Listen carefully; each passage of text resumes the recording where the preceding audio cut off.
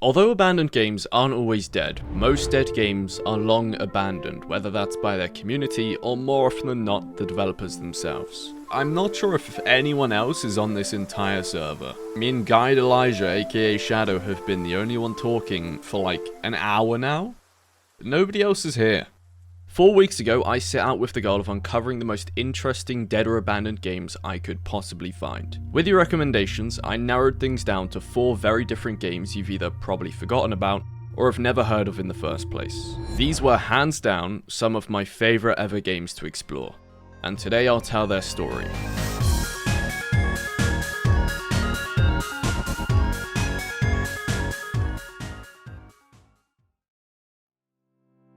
I was thinking about calling this place Real Uber Nice Epic Sweet Cool Awesome Ponage Epic. Or RuneScape for short. Since their inception in 1999, Jagex have developed and published a number of different games, with them being best known for RuneScape. But over the years, they've garnered a bit of a reputation for not quite hitting the mark when it comes to anything that isn't RuneScape. In 2012, Jagex bought out a 1-year-old game called Ace of Spades. Although the development prior to the acquisition was going positively, the moment Jagex added their own creative spin to the game and released Ace of Spades onto Steam as payware, things quickly went downhill.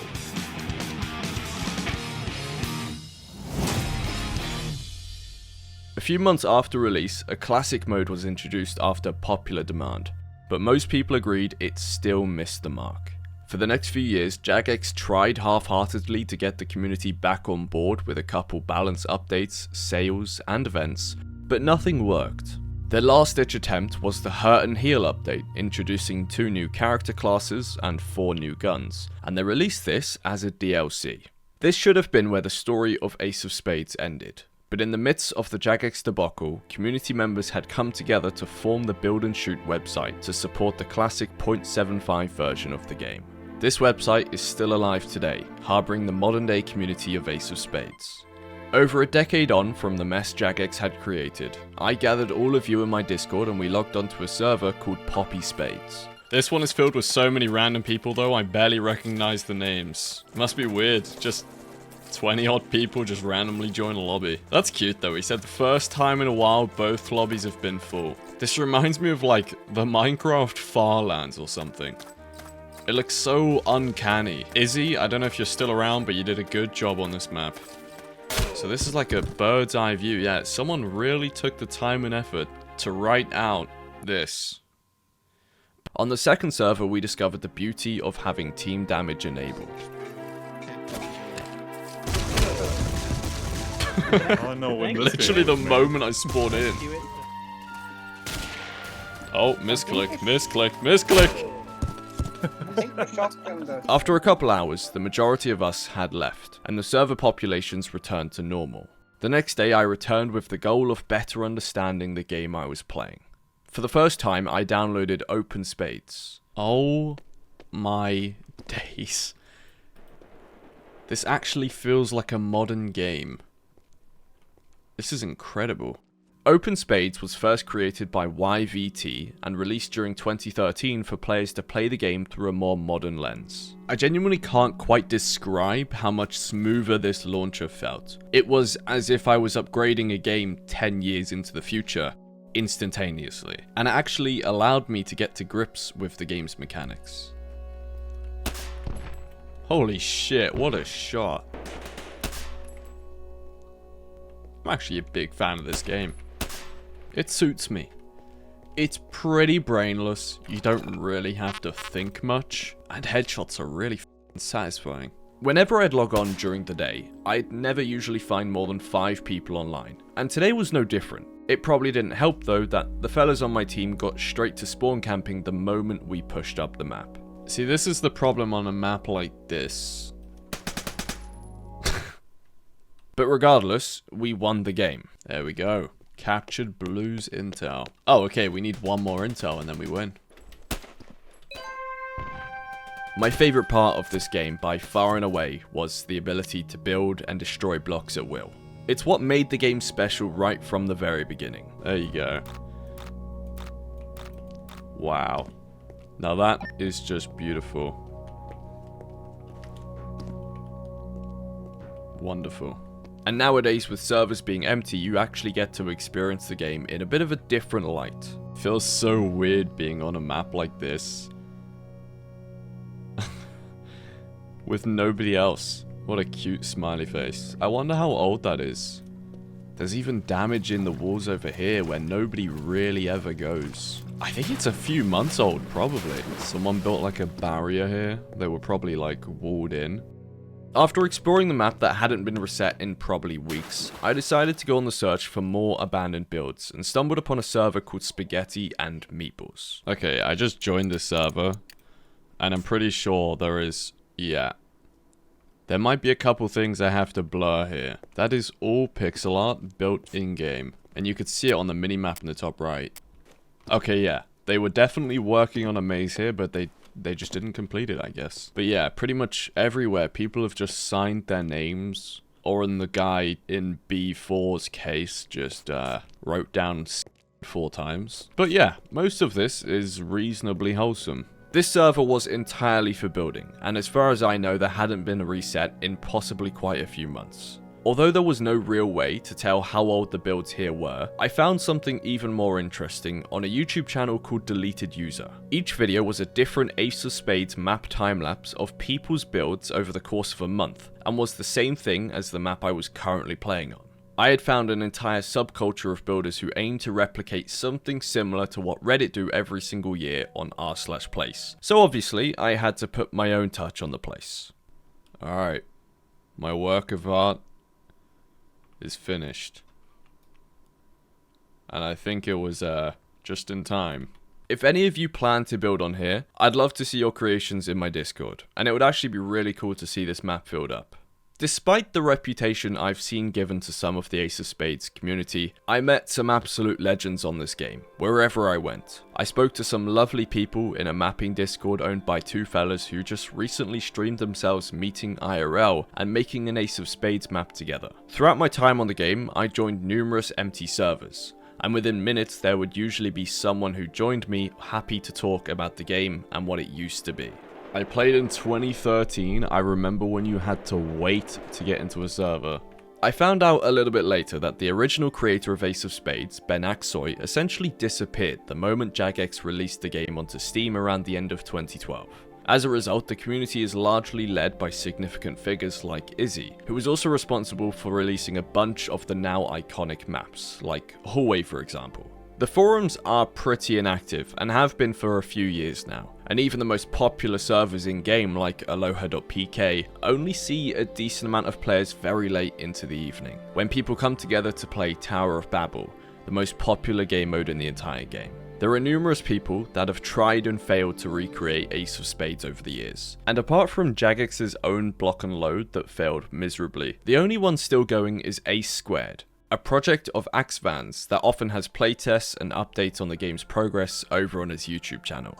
Jagex's intention obviously wasn't to kill Ace of Spades, but over the course of the 6 years they spent trying to capture the community's attention, they couldn't have really done much worse.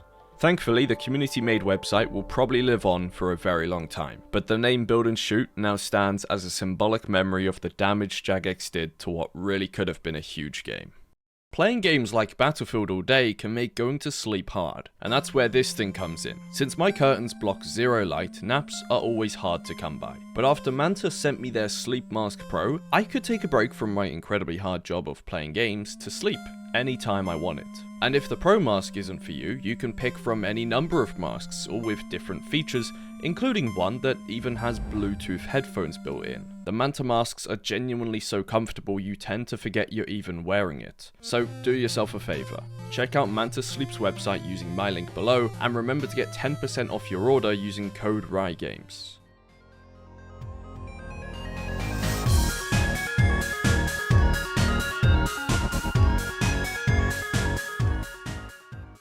Brink is a first-person shooter created by the talented development team Splash Damage. It was first showcased online in a gameplay preview by G4TV in late 2009. Everything about the game was exciting. The game had story mode with co-op, and then a multiplayer PvP mode where 2 factions would fight to the death. The most talked about feature of Brink was the Smart System, a term coined by Bethesda.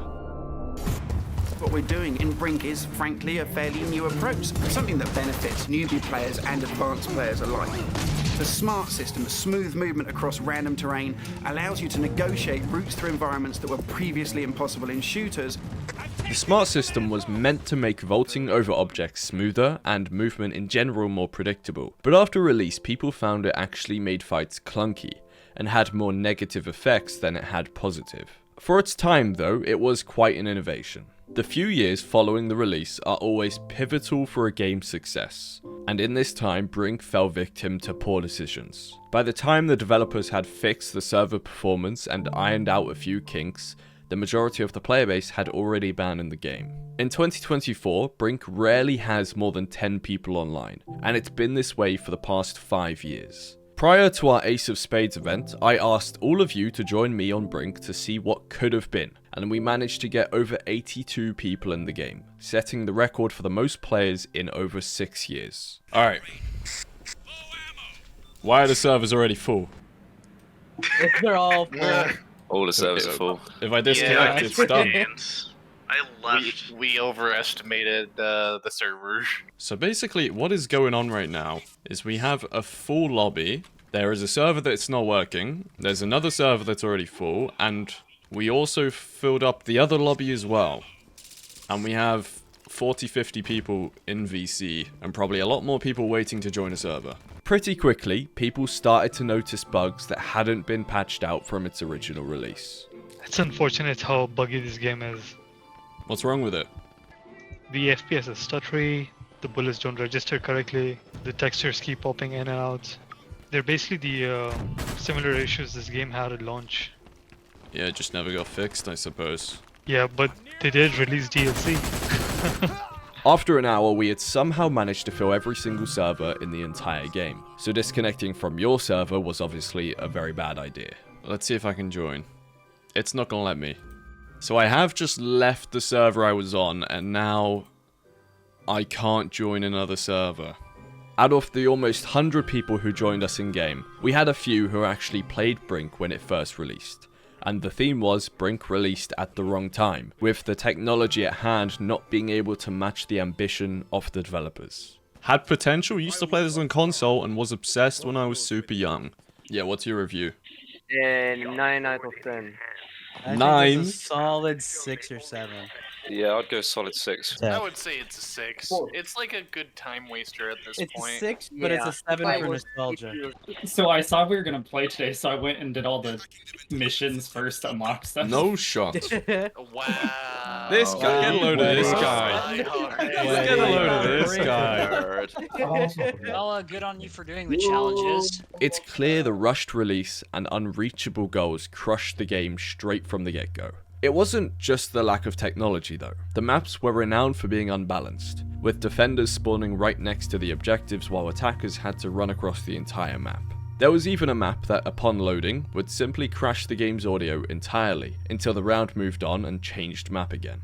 When you consider some people bought this game for over $50 on release and couldn't even play it properly, it's pretty easy to understand why things ended the way they did. It's been fun. We've seen a lot of maps. I think my favourite was still the container one. This one's nice, but it isn't as fluid as the other ones with all the choke points. But either way, it just, I don't know, it makes me sad, man. This game could have been something really good. But not everything's meant to be. Player-hosted servers will allow Brink to live on for the time being. But if there's ever a game that desperately needed a remake with the technology the games industry now has on hand, it's this.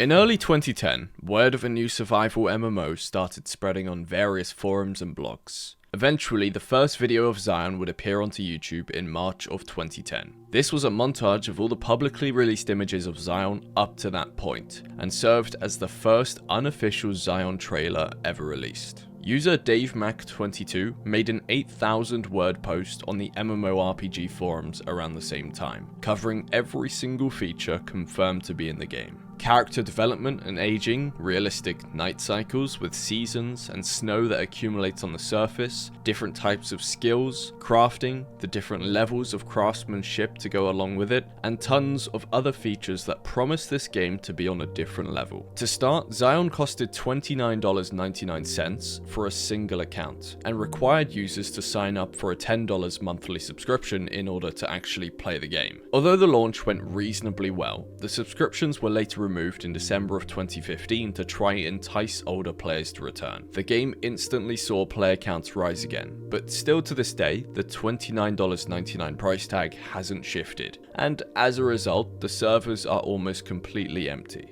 The main community Discord for Xsyon holds just over 100 people. Only 3 or 4 of them are active chatters. I initially reached out to ShadowWalker in hopes of learning a bit about Xsyon, and over the course of the next couple weeks, we'd speak for hours about the game and its history. I even watched tutorials in preparation of exploring the map myself, but learned pretty quickly that walking around alone was futile. Wait, hold on. He swims across this entire lake for the entire video, and it takes him 14 minutes to get to the other side. Shadow is a long-term Xsyon player, first trying the game in 2011, and even today logs on almost every single day. The most interesting feature of Xsyon for me is that its world has never once been reset. This means Shadow has special knowledge of where certain long-term settlements are, and that allowed us to see some of the wildest player-made bases I have ever seen. Using his guide account where he has summoning powers, we first teleported to his own creations, starting with his castle Elanath. Here he is. This is so surreal. I have no idea. Where are we? Okay, so we were up here, now we're down here. This is my humble abode. Built it about a real year or so ago. Well, it's holding up well. So this is over Finnell's Roadhouse. This is a reasonably basic build, I think. Like, it gets a lot bigger than this. We don't have furniture in game yet, so we have to improvise. An entire build like Castle Elanath would take months to create. Go in the castle and look around. Property of Thavron. So I'm pretty sure this is just one of his accounts, aka he made this. Oh my goodness, look at this. Does it get better than this? I don't... Just be sure to close the doors on your way out. Absolutely. We gotta be respectful. What might have been even more impressive though was Shadow's Great Wall build. Oh, this is so cool. Look at that. This must have taken hours, probably days, maybe weeks to make. Especially if you factor in like the whole resource gathering. Wild. The Great Wall took Shadow almost a year to construct, and it would take an hour to showcase every little detail here. Shadow has a few other projects as well, spread all throughout the huge Xsyon map, and he's active at all of them by utilizing his other accounts, otherwise known as toons. Over the years, Shadow has collected over 105 different accounts for his 6 different tribes. Each new account for Xsyon costs money, and even with waiting for sales to increase his numbers, Shadow estimates he spent around $1,000. He also mentioned that there are people with higher numbers, and one with over 1,000 different accounts. Shadow had a number of builds he wanted to show me, some of which were almost a decade old, but we started with one called Sunset Cove. I absolutely love the vibes. Like, I'm not sure if anyone else is on this entire server. Me and Guide Elijah, aka Shadow, have been the only one talking for like an hour now. Nobody else is here. The next step after Sunset Cove were Natasha's Pyramids, built by an active player that even still talks in the Xsyon community Discord from time to time. Holy shit. Okay, that is a very big pyramid. That is 2 very big pyramids. Run around and explore, LOL. Holy shit. Dude! Oh my days. Alright, let's make our way in. What have we got? Is it just completely hollow? Wow. And now you can really see. That's where we started off. After a while, we transitioned slowly into bases as old as the game itself, and one of these was Pawnee, built by the Laughing Oak and his tribe. So this is one of the original builds in the whole game? That is at least what he said. Wow. Oh, this is so f***ing cool. Deserted, last used 6,190 days ago. So mesmerized right now. This is why I do this shit. Because of every now and again you come across something like this. I never would have played this game. Never. Not in a million years. Look, wait, they've got another plank. It appears Xsyon players are big fans of planks for some reason. Oh look. The name is Kel was here 11/17/21. So that's almost 3 years ago. One of the best features in this entire game to me was the ability to see when a container was last used. And this one was 6,190 in-game days old. That means it's been 687 real-life days since anyone last opened that bin. But that was just the beginning. We'd go on to find containers abandoned for far, far longer. Alright, I think we're ready to see Twilight, which is a build that Shadow didn't even know was still there. Here we are, at the highest point in the town. Oh, that's cool. I wish you could see the size of the tribe.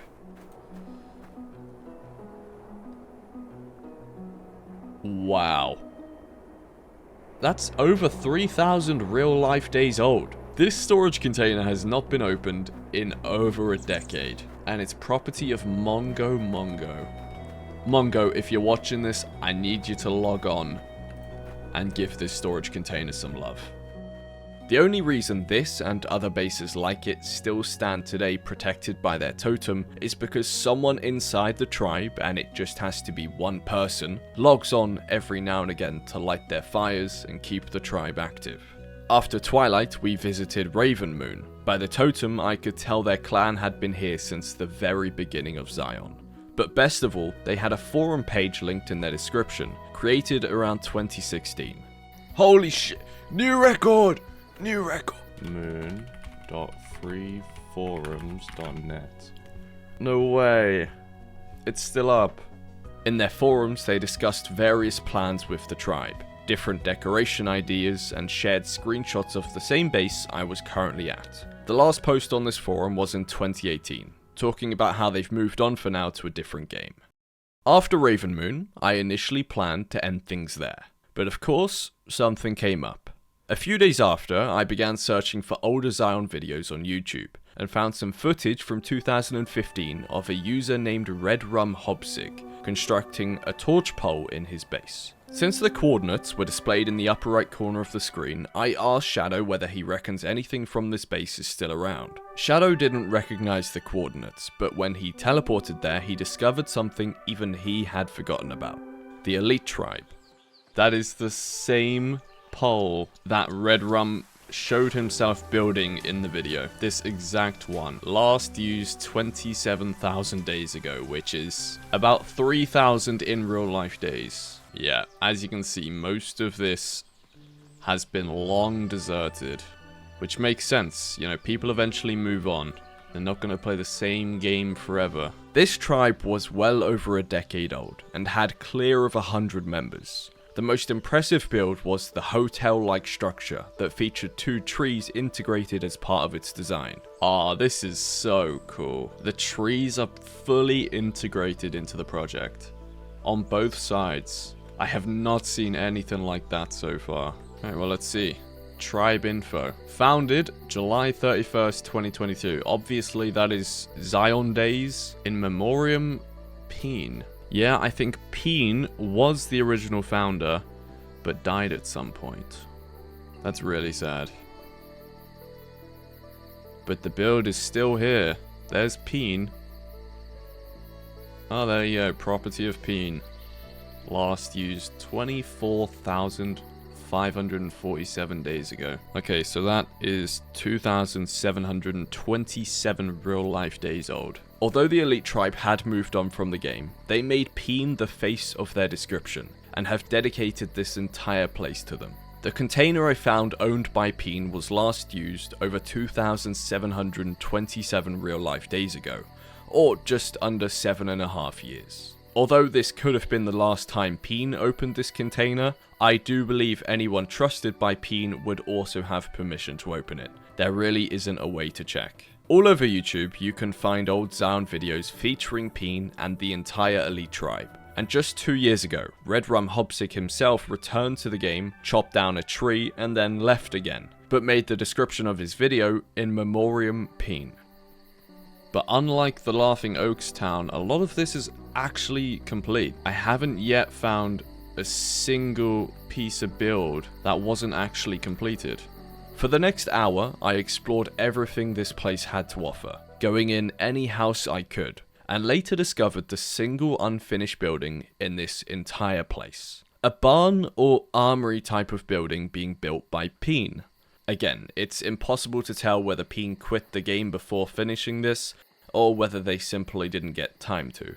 I had never experienced anything like this before. I was probably the first person not in the elite tribe to uncover this place in almost a decade, and the latest person to be able to properly document this place after Redrum did his initial tour in 2015. I'm just so happy I can document this. Now forever, hopefully this place will be immortalized, just like all the other places. If anyone from the elite tribe is watching, I just want to say you made a very, very cool base, and it was an honor to explore it. After the elite tribe debacle and everything else, Shadow even gave me a place to stay in his magic tribe, right on the edge of the map for no cost whatsoever. That's now where my account will probably stay for a very, very long time. I would just like to say I got this view for completely free. I didn't have to pay a penny. Feel free to look around the island, I own most of it. Get a load of this guy. I want to thank Shadow a ton for all the help, as this truly would not have been possible without this absolute legend. You can join the Xsyon Discord below to ask any questions you may have for Shadow or anyone else in the Xsyon community, but please do be respectful.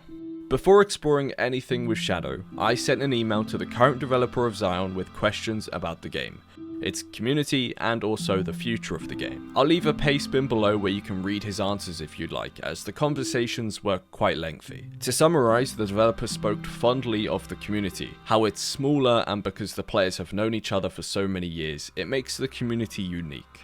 They also mentioned that although the game started off with a team of 10 programmers and artists, they've been developing the game alone for the large part of the past 10 years. However, the good news is that they said updates to Xsyon will continue, and I hope in another decade I can come back to see these tribes still thriving.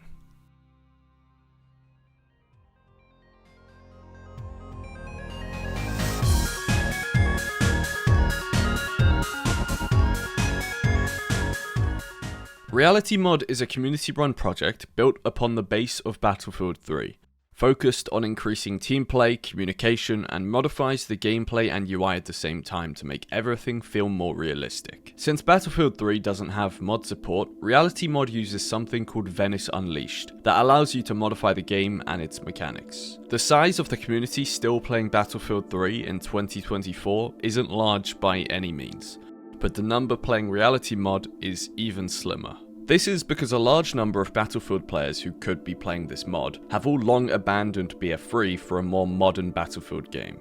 Reality Mod is just a couple years old, and although a decent number of people know about its existence, the amount of people who actually play it day to day is very small. There's usually only 1 or 2 servers online, and the only time you'll find others to play with is in the evening, when a gaming group called UKF spearhead the nightly play sessions. After a day and a half of installing, I joined halfway through one of their gaming sessions. The map was Gulf of Oman, and to my surprise, there were almost 30 people in the lobby. It's a bit of a shit show. I'd recommend not spawning on main base. Maybe spawning Yeah, in the I just middle. discovered that. It's alright, it's my first time, so it's fine. Yeah, and this mode is particularly kind of tough.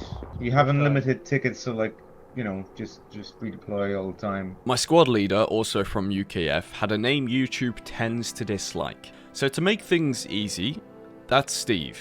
Steve told me the game mode meant we had infinite tickets, meaning I can technically die without worrying too much, which was great because this was my first time trying the mod, and I'd never even played Battlefield 3 before. Is that an enemy? I can't tell. I literally can't tell.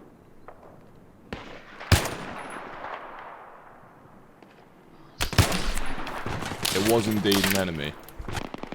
It's good to know. There he is. Where's the vehicle? I think I've got him. Given Battlefield 3 is well over a decade old, Reality Mod is a baby in comparison, coming out in just 2022, and is still being actively developed to this day. Apart from a few strange visual quirks, it felt incredible. Up there with Project Reality itself, a mod for Battlefield 2 that aims to do the same thing. As we got further into the evening, people slowly started leaving the lobby, leaving about 20 of us for the second game on a map called Azadi Palace. Throughout the games, I slowly learned the benefits of caring less about your KD, and more about actually giving callouts, staying with the team, and playing how the mod intends you to actually play, which is a new style for someone like me. I'd say 2 hours ago is probably peak for most days. Yeah, every day. And like Saturdays and Sundays is definitely most people, but like there's usually some people playing. Yeah, there's a UKF Discord you can join. There's event pages and that kind of stuff. Cool, man. Thanks. I'm new to this. I'm just loving it. It's nice. Awesome. Oh no. I think he just died. Yeah, Steve was a lovely guy. He spent most of his time giving everyone who wasn't familiar with certain aspects of the mod help, answering even the dumbest questions, and genuinely being a good leader. And given that Reality Mod is never going to be straightforward, people like him keep these places alive. How many kills did I get? 1 kill and 3 deaths. Okay, it's an improvement because I had 1 less death. Before pretty much everyone left the lobby, we managed to get 1 more game in, which was essentially a 5v5, and given the map, was a lot of shooting off roofs.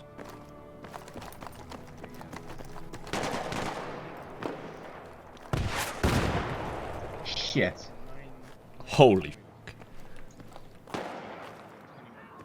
Was that an enemy? Yeah, he's on a roof, I think west. They just everybody just give up. exploded. We'll go.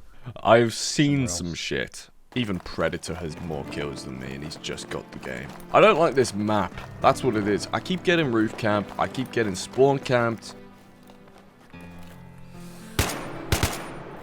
That was my first kill of the 3rd game, and I think the first time I actually hit someone in the entirety of the 3rd game.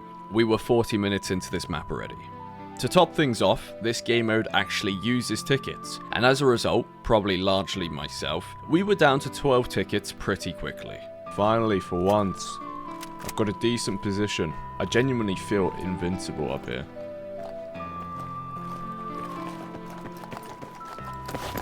Oh no.